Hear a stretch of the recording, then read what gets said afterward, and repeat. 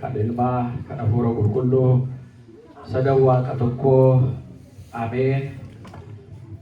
Maatiiwwan waaqayyoon kan jaallattan hundinis kan isin jaallatu sanbata barii kanaan mana kiristaanaa Fayyisaa Addunyaa Waashingtan DC'tti argamutti qaamaan kan walitti dhufnee jirruu fi akkasumas toora miidiyaa hawaasaatiin sagantaa keenya kan hordoftan hundumti keessan akkam bultanii akkam jirtu akkam yoo nageessan akka dadhabina fooniitti akka cubbuu keenyaatti utuu hin ta'in akka jaalala isaa fi dhiifama isaa araara isaatti umurii keenya irratti yeroo kana nu kennee akka sagalateeffannu akka walitti qabamnee sagalee isaa dhaggeeffannee eebba sarraa argannu kan nu taasisee uumaan keenya waaqni keenya galanni isaaf haa ta'u. Kiristoos du'aa ka'eeraa seexana hidhee addaamiin bilisa baasee nagaan har'aa eegalee ta'ee gammachuuf nageenya. Egaa maatiiwwan waaqayyoo egaa Kiristoos du'aa ka'umsa isaa yaadannee torban afuraffaarra jirraa kabajnee eebba irraa argannee torban afuraffaarra jirraa.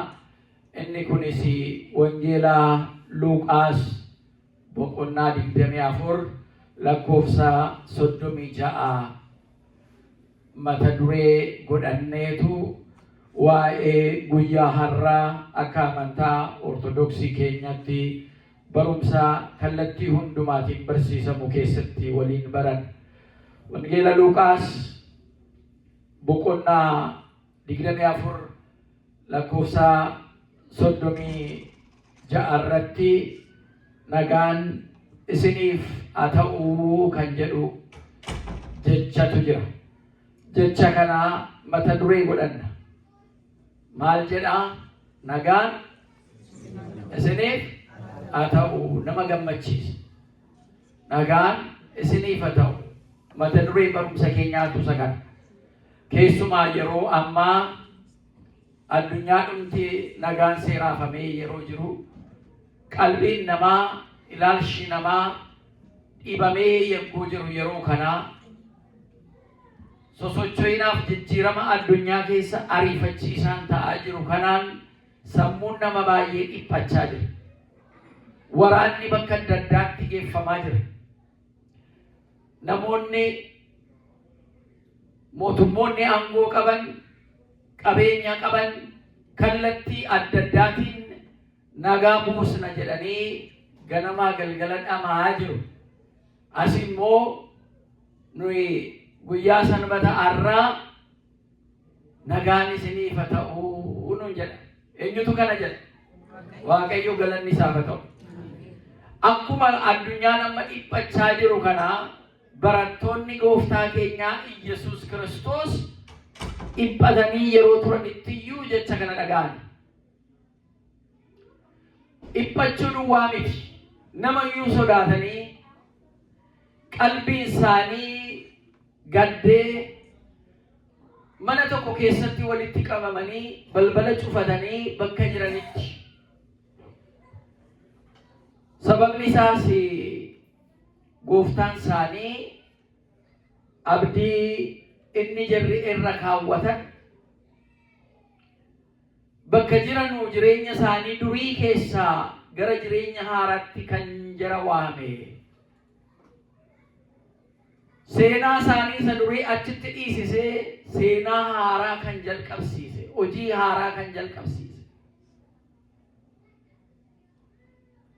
Isaa wajjin oolanii isaa wajjin akka bulanu kan taasise, ija isaaniitiin isaa dhukkubsataa fayyisu kan argan.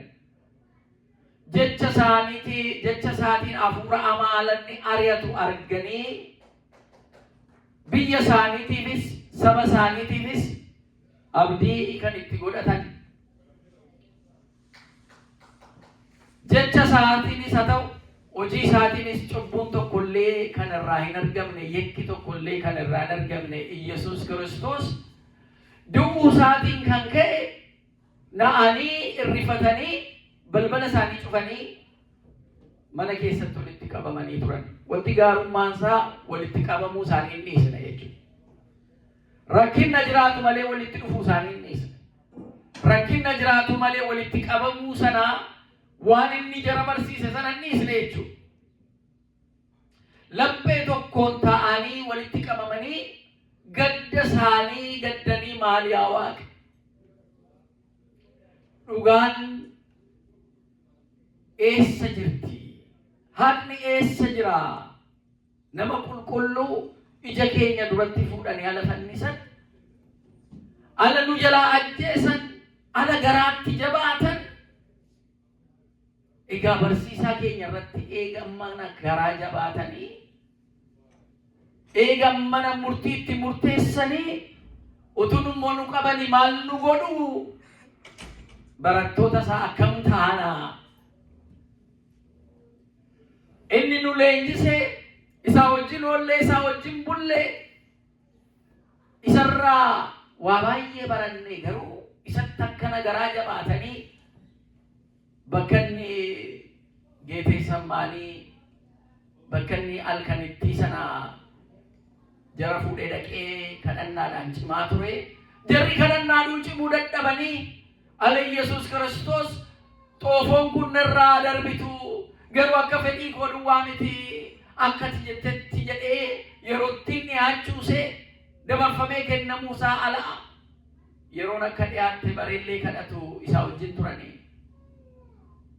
Ala finyoo fi qaccee goraadee kana fidanii dhufanii akka nama shiftaa qabu isa qabuudhaaf ala dhufanii eenyuun barbaaddu isaaniin jennaan Yesuus isa Naazreetii barbaannaa jedhanii.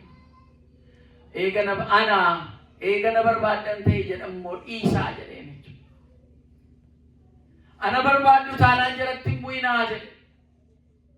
Yeroodhaaf jara isa duukaa jiran barattoota isaa agarsiisa. Dhumni isaa garuu balleessaa keenyaaf badii keenyaaf bakka keenya bu'ee inni kennamuusaa sana agarsiisa. Inni nuu kenname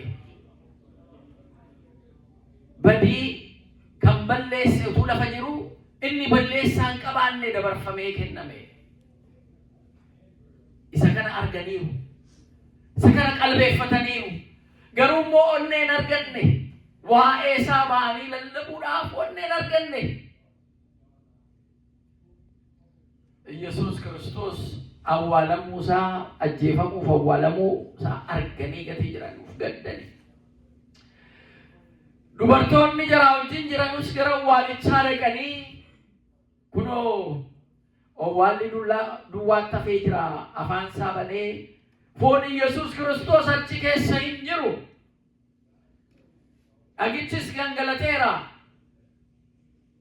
Yesuus du'aa ka'eera jedhanii yoo himanillee walitti himanillee Phexros Yohaannis dhufanii awwaalicha keessa galanii yoo arganillee akka hin jirre akka achi ka'e yoo arganillee garuu bas banatti walitti dhufanii kadhachuurraa gadduurraa inni isne jechuudha. Wangeela Yohaannis boqonnaa 20 lakkoofsa 19 jalqabees kan balbala isaanii cufanii. Yeroo dhiphinaa, yeroo sodaan keessa jiru, yeroo waan qabanii waan gadhiisan yeroo dhaban, yeroo akka kanaa namni jarattillee akka hin dhufne balbala isaanii cufanii akka namni jaran argine gaddanii bakka jiranitti jechuudha. Kana gidduutti gooftaan keenya Yesuus Kiristoos jara gidduutti argamee nagaan isiniif haa ta'u jedhe. Akkam nama gammachiisa. Abbaan nagaa madda nageenyaa kan ta'e Yesuus Kiristoos walakkaa isaanii dhaabbatee nagaan isiniif haa ta'u jedhe.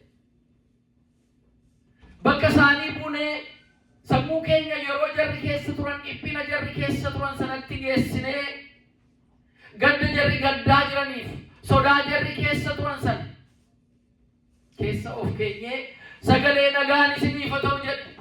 Utuu dhageenye bakka isaanii taanii maaltu nutti dhaga'ama? Miira akkamiin nutti dhaga'ama? Yegguu kana jedheeni hin sodaatinaa isaanii jedhe. Ana dhaan sodaatinaa jedheen. Hin sodaatanii hin rifatanii balballi cufaadha. karaan waa itti seenu namni itti seenu hin jiru ilaala. Garuunni balballi cufamuun foddaan cufamuun Yesuus Kiristoosiin hambisuu hin danda'u. Maqaan isaa ulfaatu. Awwaala dhagaadhaan ashagamee tumanii irratti dhagaa kaa'anii akka achiin kaane eegdota teessisan sanas isa qabuu hin dandeenye fonqolchee wal ka'ee ammas immoo balballi cufamaa ta'uun mana keessatti wal galuu isa hambisne. Maqaan isaa ulfaatu. Gooftaan keenya gidduu isaaniitti argamee nagaan isiniifatu jedhe. Hin sodaatinaa jedheen gaafa isaan irrifatan gaafa sodaatanu arge. Sodaatinaa anadha isaaniin jedhe. Anadha jedhe Yesuus Kiristoos. Anatti isinii wajjin jira. Anatti isin fuulduree dhaabbadhee jira. Hin sodaatinaa jedheen. Ammallee Waaqayyo fuuldura keenya ta'u. Ammallee Waaqayyo gidduu keenya ta'u.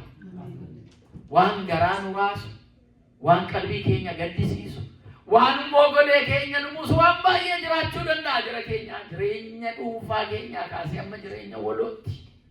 Waa'ee dhuunfaa keenyaa, waa'ee waloo keenyaa, waa'ee biyya keenyaa, waa'ee addunyaa kanaa kallattii adda addaatiin mogolee kan nu baasu, keessa keenya rafiitii kan nu dhowwu, nagaa kan nu dhowwatu waan baay'ee jiraachuu danda'a.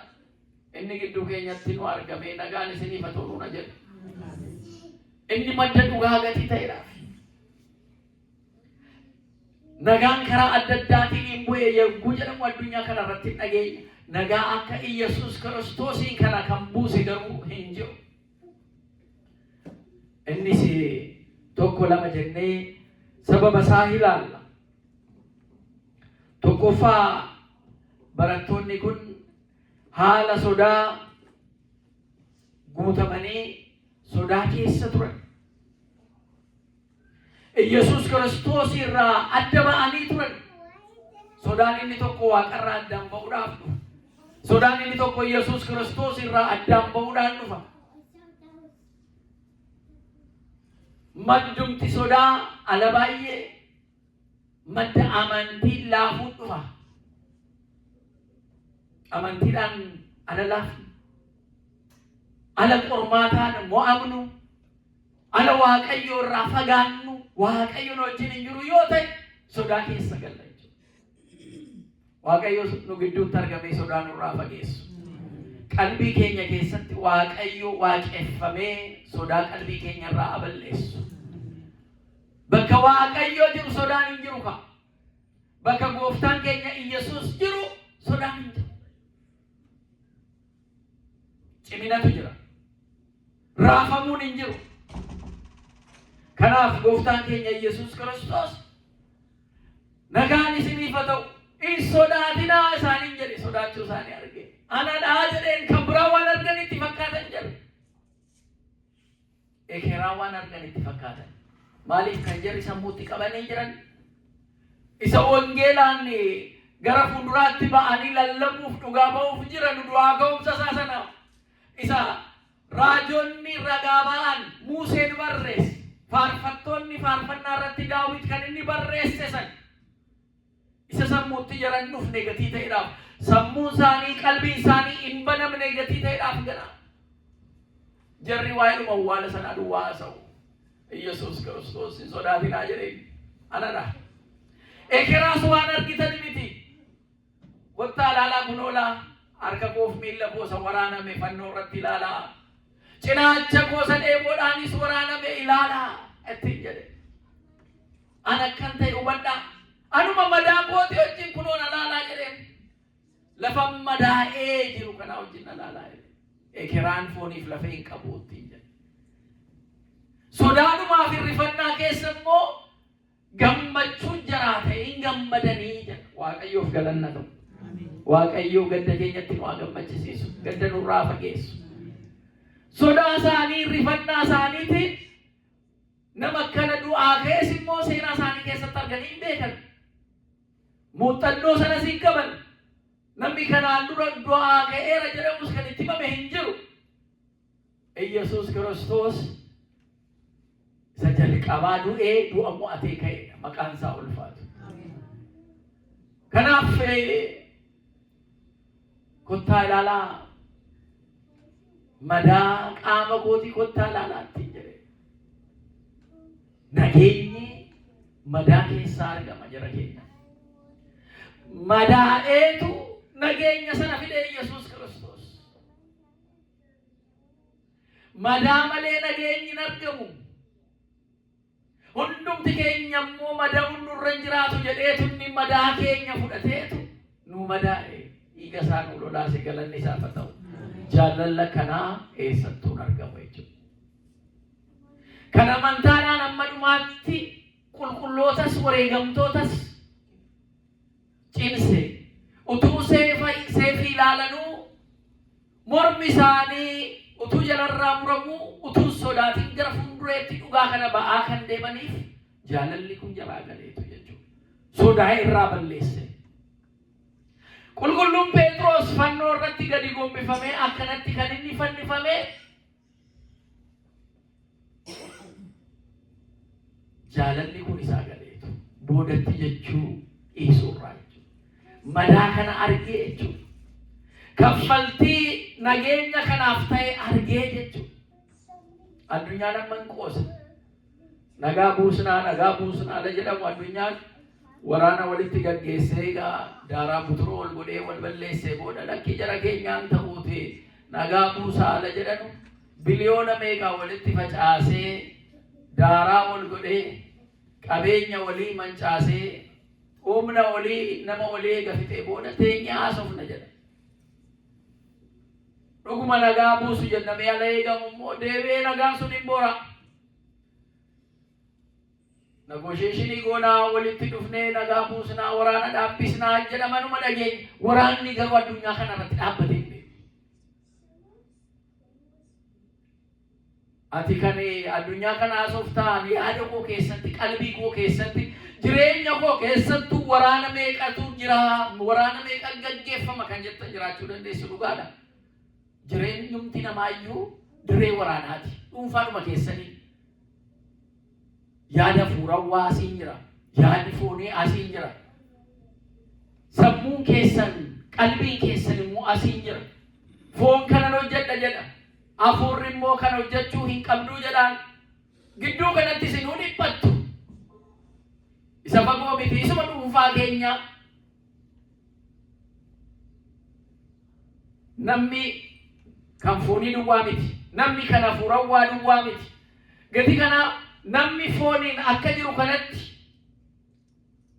waan foonii duwwaa hojjechaa yoo jiraate qalbiin isaa ayyaanni isaa hafuurri isaa jalaa jeeqamee akka horii akka jara qalbiin qabaanne waa qalbeeffachuu hin dandeenye laphee hin qabaannetti waan argate nyaataa lafa barbaade oolee jiraachuu hin danda'u namni. Uumama isaatiiyyuu akkana miti. Waaqayyo alasa uumeetiyyuu nu keessa akka tokko ta'ee jedheetu Waaqayyo isa uume nama qalbeeffachuu sana isaa kenne. Gatii kanaatiif waan fooniin nu barbaachisu hundumaallee yoo arganne waan hafuurawwaa nu jalaa irrannaan nagaan qabnu. Kanaaf waraanni jireenya keenya dhuunfaa keessallee jira jechuudha. Tarkaanfii tokko gara jireenya hafuurawwaatti deemna ala jennu guyyaa jalqabaa yoo jalqabne guyyaa lammataa guyyaa sadaffaatti fufsiisuuf ala jennu hafuurri keenya qormaatatti diinni inni nu qoratu gara nu qorachuutti dhufa. Maalirraa buufattee siin jedha? Maalirraa argatte isaa hafuurawwaa kanarraa? Kaleessa soosiyuma jira har'asiyuma jira maal jijjiirama maalii fiddee siin jedha? Callumattee miillaan deddeebi'uu malee maaltu fiddee siin jedha? Maal argattee siin jedha? Abaluun argitu? Abaluun akkana taatee abaluun akkana ta'ee as ga'ee ati callumattee of argista? Jijjiirama jireenya kee keessatti hin finne siin jedheetu gurra keetti keessa keetti sitti hasaasa jechuudha. Namoonni kana dhaga'anii mana Waaqayyoo dhiisanii walitti qabamuu isaanii dhiisanii teellatti deebi'an namoota baay'ee jiru. Nu immoo kana sitti walitti qabamne jalqabnee yoo gaddi keessa hin jiraanne hafuurri keenya yoo nu jalaa jeeqame nagaa guutuullee yoo qabaanne waaqa nagaa gooftaa nagaa keenya nuu kennaa walitti qabamuu keenyan dhiisummoo jenneetu isa sana immoo mo'anneetu walitti dhufnee jirra. Galatni Waaqayyoof haa ta'u. Yeroo ammaa keessumaa sagalee Waaqayyoo qormaata addunyaa keessattuu qormaata keessa jira. Nagaa dhabuu addunyaa kana keessatti shoorri silaa amantoota amantii namoonni qabanu taphachuu qabanu silaa guddaa ta'uu qabaa ture. Waraana gaggeeffamu kana gidduu galaniiyyuu hin ta'u jechuu danda'u ture. Humna saratu qabaanne. Isa kan akka addunyaatti yaada. Isa kan akka biyyaattis yaada. Isa kan akka saba tokko waliin jiraatuttis yaada. Bakka tokkos namoota waliin waaqeffatus godhaaf ilaalladha. Nagaan jira amma ala jennu nama meeqatu nagaa qaba. Hiikni nageenyaa Wangeela Yohaannis boqonnaa 14 lakkoofsa 27 irratti nagaan isiniif haa ta'u. Nagaan isinii kennu akka nagaa addunyaan kun isinii kennu miti jedha. Adda baasee jechuudha. Isa mana negotiationiidhaan mootummootiin xalaa walitti erganii barreeffama walitti erganii kana nan barbaada sirraati immoo kana naawuuti waliin jedhanii ittiin deemanuu isan. Kana ta'uu dhabaannaan meeshaa qabna walitti dhukaasnas jedhan sana. Mootummooleen addunyaa gamtaa nageenya tiksu dhaabanii utunuma jiranuu nagaan garuu booraa deemu. Ministeera nagaa biiroo nageenyaa waan adda addaa addunyaan kun akkaataa caasaattiin bulmaata isaatiin waan adda addaa qopheessee nagaa buusuudhaaf irratti hojjeta. Garuu nagaan dhugaa argamuu hin dandeenye. Kanaaf gooftaan keenya Yesuus Kiristoos maal jedhe? Nagaan isiniif haa ta'u. Nagaan isinii kennu akka nagaa addunyaan kun isinii kennu miti. Galanni isaaf haa ta'u. Akka isa addunyaa kanarraa argattanuu miti. Inni sun yeroodhaaf yoo argame deebi'ee boora. Inni kun garuu qalbii keessan, ayyaana keessan, hafuura keessan isin gammachiisa. Keessa keessan irraa kan ka'e gara bakkeetti nagaan kun deemu. Bakka ga'uu qabus qaba nageenya. Jalqaba nuu mana nageenyaa nu godha jechuudha. Dhuunfaa keenya tokkoon keenya nama nageenyaa nu godha. Nagaa qabnaaree abbaan manaa haadha manaa irratti nagaa qaba. Haatiif abbaan ijoollee isaanii irratti nagaa qabu.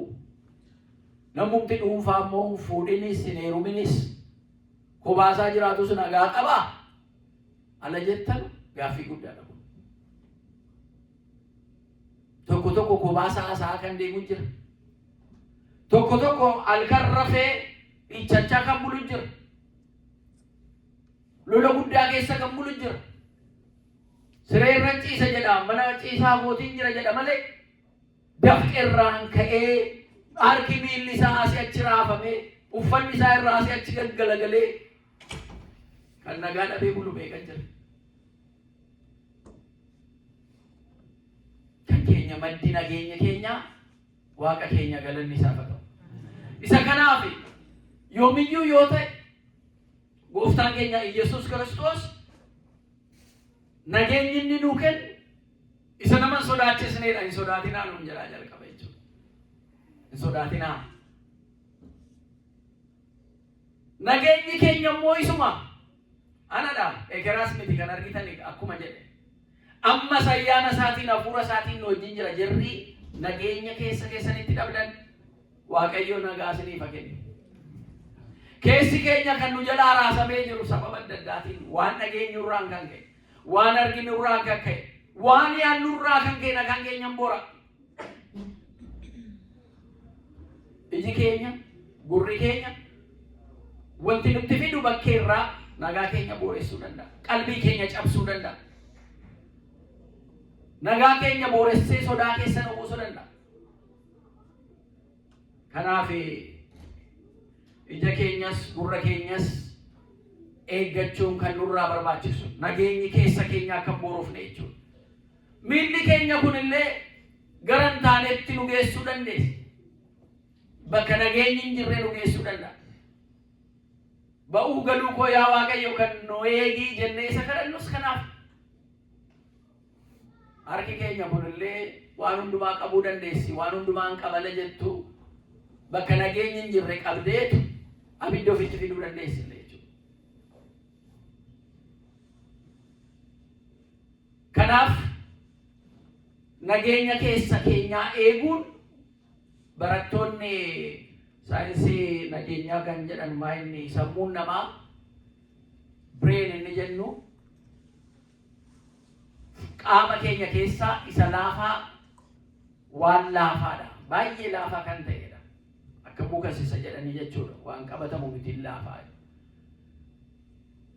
Inni garuu waan hunda sammuu keenya waan namummaa keenyaa murteessa gatii ta'eef lafeen inni ittiin eegamu marseessa jiru garuu qaama keenya keessa lafee jiran keessa isa cimaadha. Nama miti kan kana godhe, uumaatu kana godhe, waaqatu kana godhe, maqaan isaa ulfaatu. Inni tuqamnaan namni nagaan isaa boora'aa jechuudha. Akka darbee hin deemne qaama keenya keessaa lafee jiru cimse. Ammam nageenya keenya cimsine eegganna nu immoo.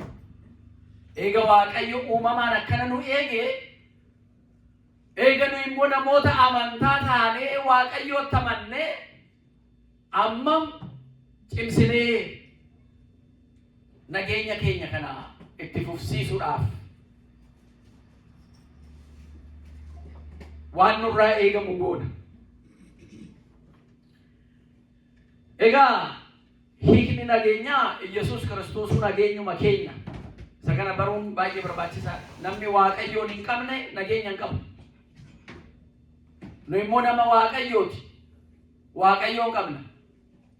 Waaqayyoon qabna jennee immoo nageenya hin qabnu taanaan immoo waan nu jala irrate tokko jira jechuudha deebine. Isa Waaqa dhabee nageenya dhabee jirurraa nu immoo Waaqa qabaannee nageenya nu jala irrate jennee alaasofnu. Wangeela keenyaan faallaa kan taane. Waaqayyo yoo amantan ba'aa keessan hundumaa qabadhaatii kottaati ani isinirraan buusaan hun jedheera mana Waaqayyo keessatti. Mana Waaqayyo keessatti ba'aa kan biraa baattannee kan manatti deebinu isa nama dadhabsiisu, isa abdii nama kutachiisu, isa nageenya keenya booressu tun ta'in isa nagaa nuu kennu isa salphaa ta'e innis jaalala duwwaa wanti biraan jiru. Mana Waaqayyo keessatti ani isin fiddanii dhuftan isinirraa buuseetan isa kan kooti isa salphaa ta'een isinirra kaa'aa nuun jedha gooftaan keenya Yesuus Kiristoos. Innis jedhe jaalalaa. Jaalalli hin ulfaata? Dhugaa keessa jettu hin ulfaata? Jaalalli hin ulfaata jara keenyaa maa callistan? Hin ulfaatu? Nama jaallachuu hin ulfaatu dhugaa? Amma mee wal ilaalaa hundumti keessan mee wal jaallattu amma laftee dhumarraa wal jaallattu. Maali egaa hin ulfaanne maaliif wal hin jaallanne? Hin jaallannaa wal. Namni laphee keenya keessatti irrifannu hin jiru. As keessa ta'uu dhiisuu danda'a.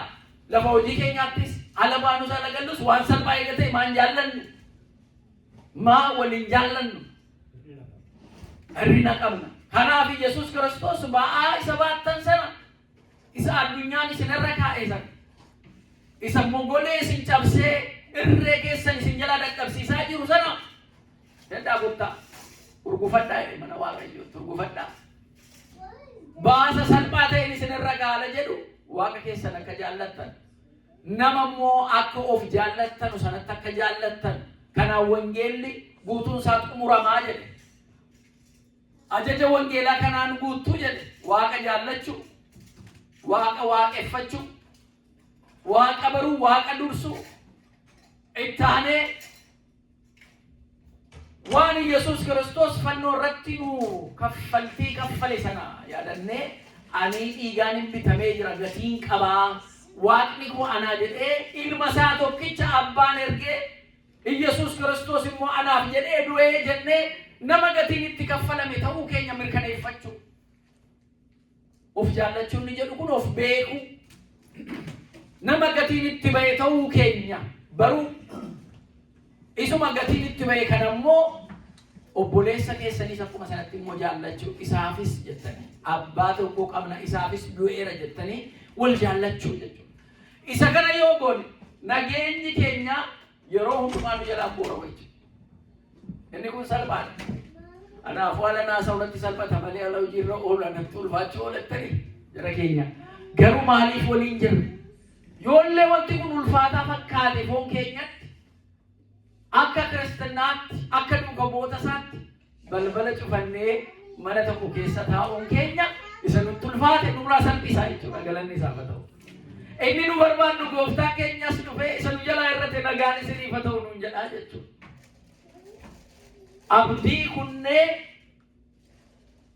gargar faca'uu hin jiru jechuudha. Toomaas as keessaa Toomaas inni anamman ilaalutti quba koo harka isaa miilla isaa sana keessa galchee isa mismaarri waraane sana amman argutti harka koo fuudhee cinaacha isaa keessa galchee amman argutti nama nunni jedhe sachuma jira.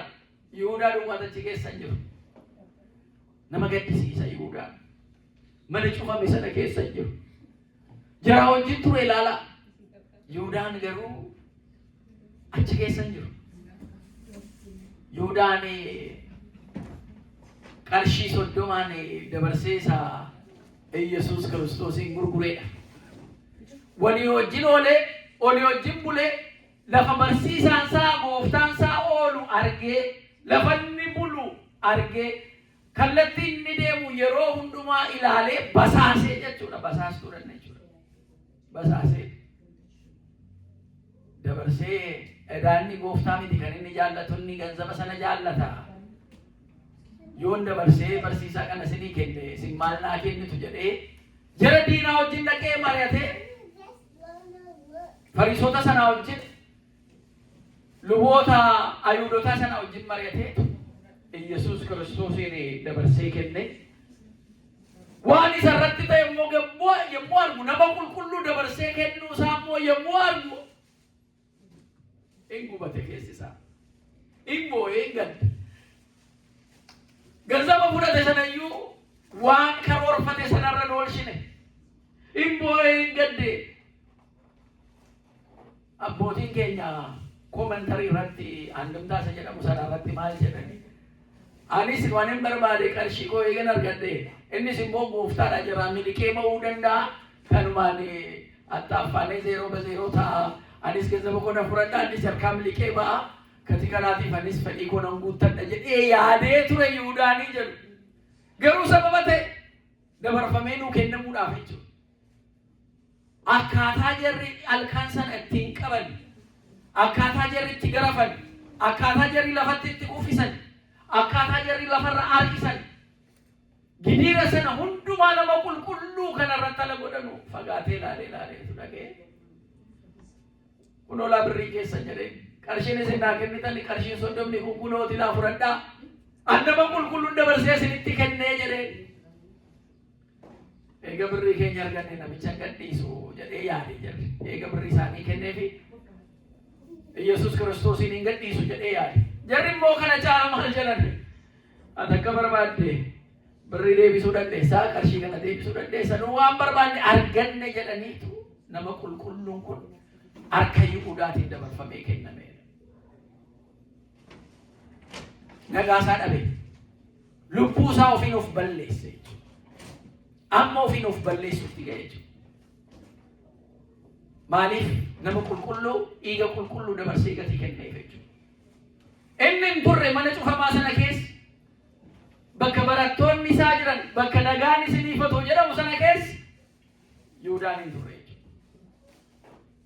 Maatiiwwan Waaqayyoo kallattii adda addaatiin wangeelli nu barsiisa.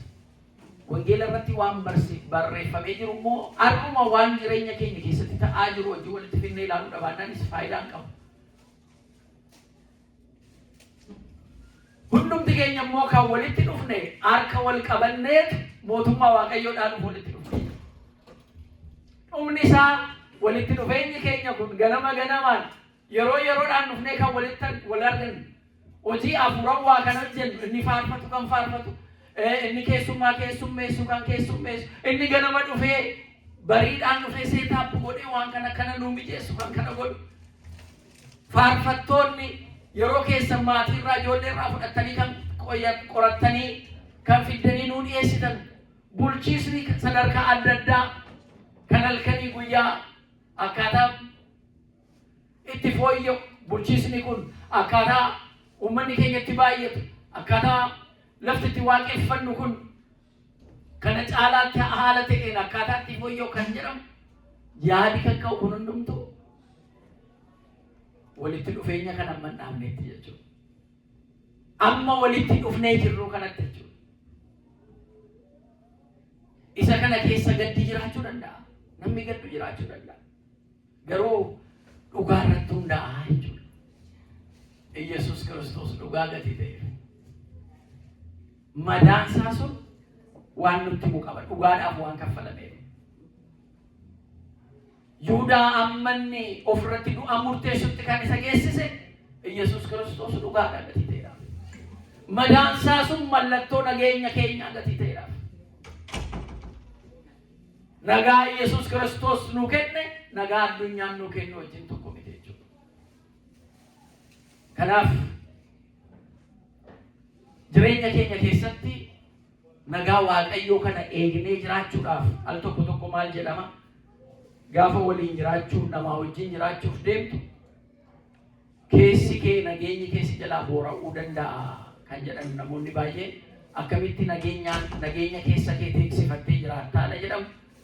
Jireenya hawaasawaa keessatti nama hundumaa gammachiisuuf deemta yoo ta'e ati nama fakkeessu malee nama dhugaa miti siin jedhu keessi kee namaa wajjin jiraattu siin jedhu jarri karaa saayinsii waa'ee jireenya namaa qorate. Hundas immoo gaddisiisuu hin dandeessu.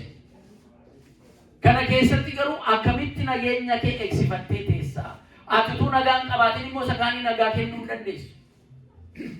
Nama nagaa qabutu sakaaniifis nagaa kennuu danda'a gatii ta'eera. Kanaaf mana Waaqayyootti yogguu dhufnu Yesuus Kiristoos nageenya keenya ta'uusaa. Nageenyi Yesuus Kiristoos irraa argannu immoo nageenya isa addunyaan nuu kenne ta'uu dhiisuusaa. Mada'uun qaama Yesuus Kiristoos mallattoo nageenya keenya akka ta'e hundumti keenya hubannaa jechuudha. Guyyaa har'aa manni amantaa keenya kan barsiisu du'aa ka'umsi Yesuus Kiristoos madaan isaa sun mallattoo nageenya keenya akka ta'e du'aa ka'umsi Yesuus Kiristoos immoo mallattoo injifannoo keenyaati jechuudha. Du'a boodee ka'uu du'a booda jireenyi jiraachuusaa akka amannee injifannee seexana injifannee akka jiraannu foon keenya dhaqee amma du'aatti waan hunda hojjechuu kan danda'u amma lubbuun foonii wajjin jiraattu. Isaan booda maqaan nu jijjiirama reeffa jedhama. Lubbuun keessaa baanaan reeffa jedhama miti maqaan nu jijjiirame. Abbaan abaluu manaa baheeraan jettan wal awwaala dhattan reeffi baheeraa jettu miti. Dooktar abaluu manaa baheeraan jedhamu wala sana reeffa jedhama. Bakka jijjiirame maqaan jechuudha. Maaliif dandeettiin foonii ammuma sanatti amma lubbuun foon waliin jirutti. Kanaaf foon keenya awwaala daangeessa yoo ta'e nu immoo nama foonii duwwaa miti nama fuura awwaala jennu awwaala booda isa jiru immoo ijaarrachuun amma nu barbaachisa jechuudha. Kanaaf walitti dhufna. Du'a sana gooftaan keenya Yesuus Kiristoos mo'achuunsaa abdii injifannoo jireenya bara baraa sana nuu ta'ee nageenya keenya nuu mirkaneessa jechuudha. Namoonni baay'een nageenya isaanii kan boreessu keessaa inni tokko du'aa waa'ee du'aa yaadu du'a booda waan jiru yaaduun nama sodaachisa. Namoonni baay'een ni sodaatu. Kanarraa kan ka'e nagaan qaban keessumaa xinnoo gaafa dhukkubsatanuu tarii du'uuf hin jiraayii jedhanii yaaddu. Nama lafa awwaalaa dhaqanu waa'ee du'a isaanii yaadatu. Nama dhukkubsatee biraa dhaqanu waa'ee dhuma isaanii yaadatu. Inni kun nageenya isaanii boreessa. Noo akka nama amanutti wanti haaraa ta'e hin jiru addunyaa kanarratti jedhee wangeelli nu barsiisaa jira jechuudha. Wanti haaraa ta'e hin jiru. Kanumaafuu waan hundumaafuu qophoofnee jirra qophaati jiraadhaa kan nun jedhu kanaaf. keessummoota isinii keessummaan karaa deemu gatii laftinni itti keessummummaa buleef karaa isaa dhiisee asuman ta'a jedhee qalbii jijjiirrachuu hin danda'u yookaan yaada jijjiirrachuu hin danda'u. Karaa deemaa jira. Nama karaa deemu san kottu galii keessummaadhaan jedhan keessummaa'ee ammas karaa isaatti fufaa jechuudha. Nuyis immoo addunyaa kanarratti keessummootaan keessummaadhaan yoo dandeessa waggaa 70 80 biyya Ameerikaan kan immoo standardiin laayifii isaa immoo baay'ee gaariidha. Amma dhibbaas kudhanitti yoo dandeessanii numa deemtu isa caalaa garuu hin jiru. Isa darbuu hin danda'amu. Yoo akkamummaa namatti tole foon awwaalaan daangeffamuun isaa hin hafu jechuudha. Okay.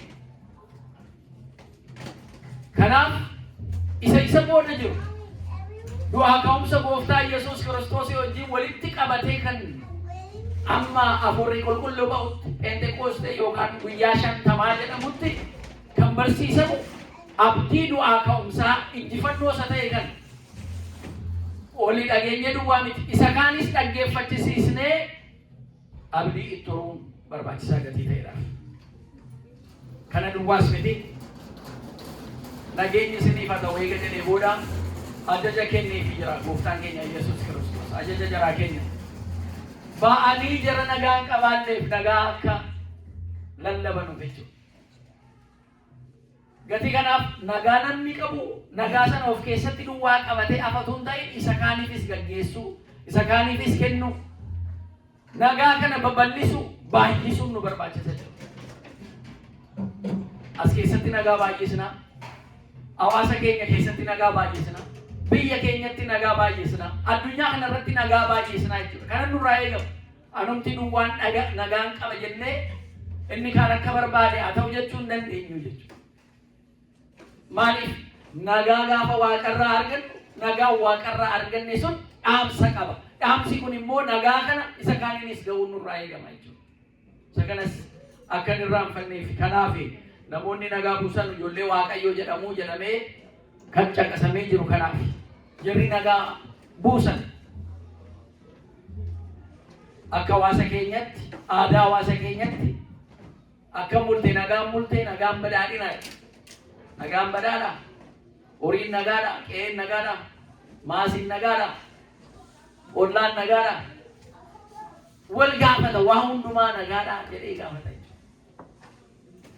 Aadaan kun aadaa gaarii. Waaqaaf galatu jedhee deebise.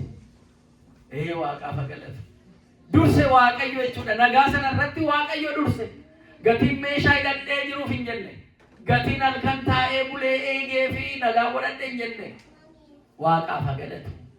Maaliif maddi nagaa inni dhugaan Waaqayyo ta'uusaa ijoolleetti dhalaan dhalatti dabarsaa dhufe jechuudha.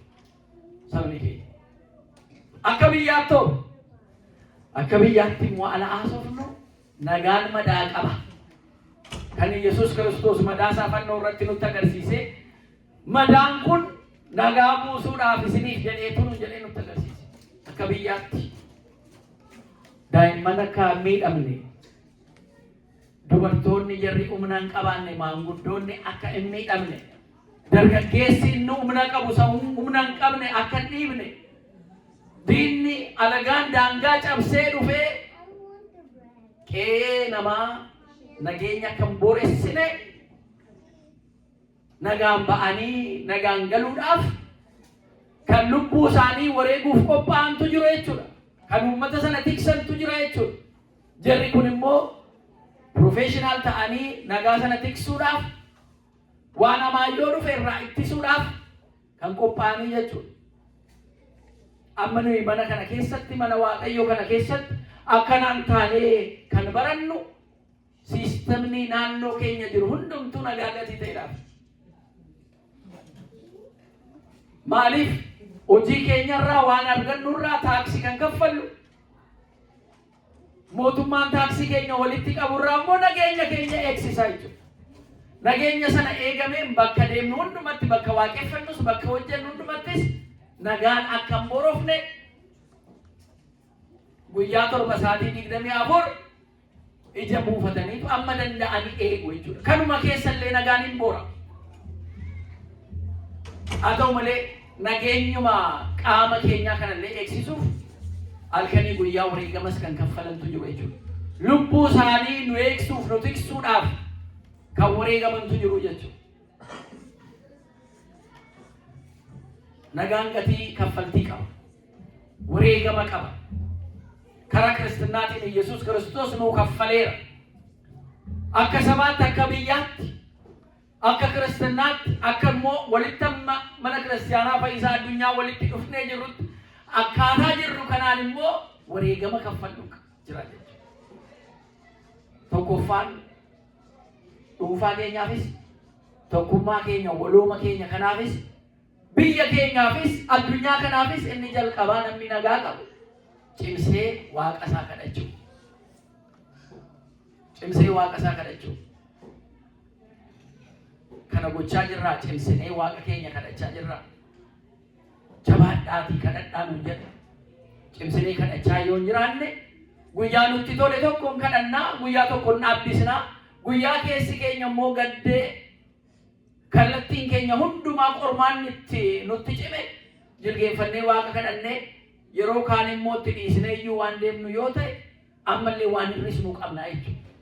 Cimsinee yeroo hundumaa yeroo mijates yeroo hin mijannettis madda nageenya keenyaa gara ta'e gara waaqayyootti kadhachuun barbaachisaadha. Dhuunfaa keenyaaf walooma as keessa lafatti waaqeffannuuf biyya keenyaaf saba keenyaaf addunyaa kanaafis jechuudha. Jalqabni inni guddaan nageenya isa kennu waaqa keenyan cimsinee isa kadhachuu. Lammataa waan nageenya nurraa eegamu nagaa arganne sana isa kaaniifis nagaa kana kennuudhaaf nagaa sana dhabee jiru kanaaf nagaatti agarsiisuudhaaf Yesuus Kiristoosin uffannee isa fakkaannee ergamaa isaa taanee bakka bu'aa isaa taanee shoora nurraa eegamu amma maqaa isaatti amannetti jechuudha. Kiristiyaana amma jedhamnetti maqaa Kiristoositiin waan nurraa eegamu bakka bu'oota isaa ambaasaaderoota isaa taanee nagaa buusuu kana keessatti namoota nagaan qabaanneef nagaa buusuu irratti hojjechuu qabna jechuudha. Abdii itti horuu qabna jira abdii qabaanne. Du'a booda jireenyi jiraachuu isaa kana itti himuu qabna jechuudha. Intas gabbeessaan ati namni tokko wanjala kan hojjetu abdii gatii kutuudhaaf atiin jiraattaa waaqa keetti amanii suusii adda addaa yoo qabaatte yoo waan adda addaa keessa galtee jiraatte waaqayyo kana keessaa si baasuu danda'a yoo jennee itti himne nama fayyifanne jechuudha. Gara nagaatti fidanne jechuudha. Ashamoo taanee jara jireenyi jara addaa'e jara minyeessinee gara nagaa kanatti waamna jechuudha. Kanumaaf waa'een nageenyaa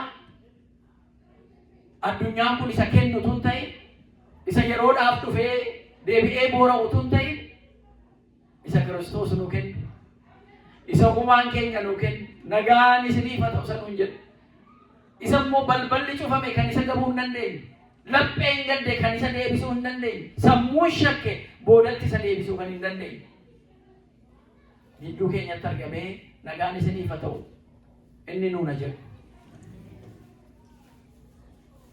Egaa du'aa ka'umsa gooftaa keenyaa booda akkuma silaa diyaaqoniin keenya faarsaa Daawit irratti nu faarfate nageenyii fi du'aa ka'umsi abdiin guyyaa 50 kana guyyaadhaan lallabamaa deema. Kanaaf amma guyyaa 50 kana eega soomnee booda roobiin hin jiru arbiin hin jiru amma fooniifuu mee dhanna keessan isa dadhabe kana immoo egaa wanti dhanna namaa laaffisu kun qabaatiin ni jennuun kun nyaadhaa dhugaa jedhanii abbootiin keenya amantaadhaanuu kan kennan yeroo kana keessa nyaannee dhunnee gammannee qaamni keenya dhaguutu cubbuu keessatti immoo deebinee akka hin galle. Foon keenya gammachiisnee lubbuu keenya immoo akka hin gaddisiisne.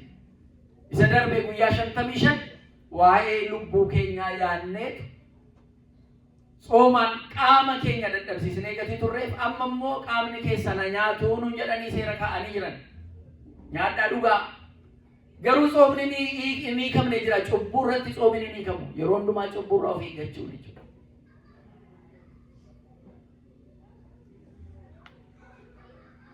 Yoo cubbuu keessa galle ofuma keenyaan nagaa keenya boreessina jechuudha. Yoo seera Waaqayyoo abboommii Waaqayyoo cabsine ofuma keenyaan nagaa keenya boreessina jechuudha.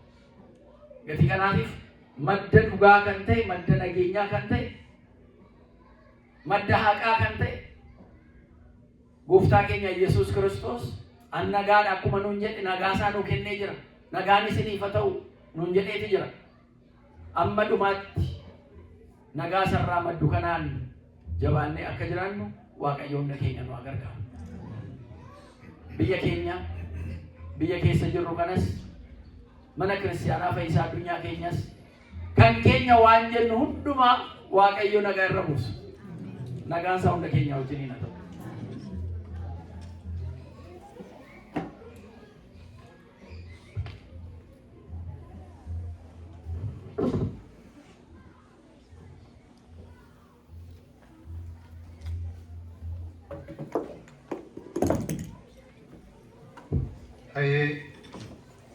Waaqa nu barsiifatee, Waaqa nu gorfatees, Waaqayyo galanii guddaan haa ta'u. Akkasuma abbaa keenya akka gaariitti wangeela keessaa caqasanii akka gaariitti nu barsiisaniiru nagaan isiniif haa ta'u kan jedhu jechuudha. Waaqayyo sagalee jireenyaa sana dhageessisu, sagalee jireenyaa sana dhageessisu, sagalee jireenyaa sana dhageessisu.